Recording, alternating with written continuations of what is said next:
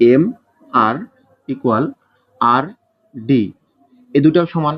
কেন? কারণ এই যে আমরা অঙ্কন থেকেই বললাম যে এম আর যোগ করার পর আর এম আর কে এমন ভাবে বর্ধিত করবো ডি পর্যন্ত যেন এম আর এবং আর ডি কি হয়, সমান হয়। যেখানে লিখলাম অঙ্কন থেকে, তাহলে এটা আমরা বলতে পারি কি এটা হচ্ছে তোমার অঙ্কন থেকে, অঙ্কন থেকে। তারপরে দেখো আমাদের যে একটা কোণ আছে এম আর এন, কোণ M R N equal F R D, কোণ এফ আর ডি। এই যে দুটি কোণ যে এম আর এন এবং এফ আর ডি, এই দুইটা কোণ হচ্ছে আমাদের একান্তর কোণ। কোন কোণের কি নাম এই সম্পর্কিত আমার একটি ভিডিও আছে, তোমরা অবশ্যই সেটা দেখবে যে কোন কোনটার কি নাম।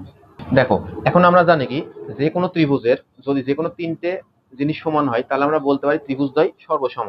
যদি ত্রিভুজের দুইটি বাহু একটি কোণ সমান হয় অথবা দেখা যাচ্ছে দুইটি কোণ একটি বাহু সমান হয় তাহলে আমরা বলতে পারি ত্রিভুজদ্বয় সর্বসম। তো এখানে দেখো এই বাহু এ বাহু সমান, এ বাহু এ বাহু সমান, তার মানে কি দুটি বাহু এবং একটি কোণ সমান আছে। অর্থাৎ এই যে দুইটি ত্রিভুজ আমরা দেখলাম এই দুটি ত্রিভুজ এখন কি সর্বসম। তাহলে বলতে পারি কি আমরা যে ত্রিভুজ এম এন আর সর্বসম ত্রিভুজ এফ আর ডি।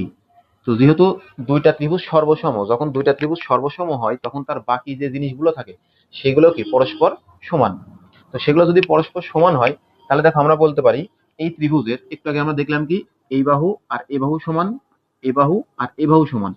যেহেতু ত্রিভুজদ্বয় সর্বসম তাহলে কি হবে এই বাহু আর এই বাহুটাও কি সমান। তাহলে এই দুইটা বাহুর নাম কি এম এন ইকুয়াল ডিএফ। তাহলে কি যে এম এন ইকুয়াল ডিএফ। তাহলে এম এন এই বাহু এবং ডিএফ এই বাহু, এই দুইটা বাহু কি হবে সমান হবে।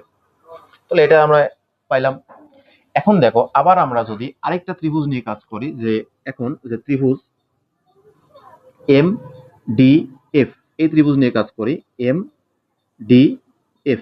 তাহলে কোনটা এম ডি এফ, এই ত্রিভুজটাকে নিয়ে যদি কাজ করি তাহলে দেখো আমরা বলতে পারি কি আমরা জানি ত্রিভুজের যে কোনো দুইটা বাহু যোগফল অপর বাহু অপেক্ষা কি বৃহত্তর। তাহলে দেখো যদি আমরা এইভাবে লিখি যে M F, M F plus F D is greater than M D, তাহলে কি বললাম যে ত্রিভুজের যে কোনো দুইটি বাহু যোগফল অপর বাহু অপেক্ষা বৃহত্তর। তো আমরা এই বাহু এবং এই বাহু যদি যোগ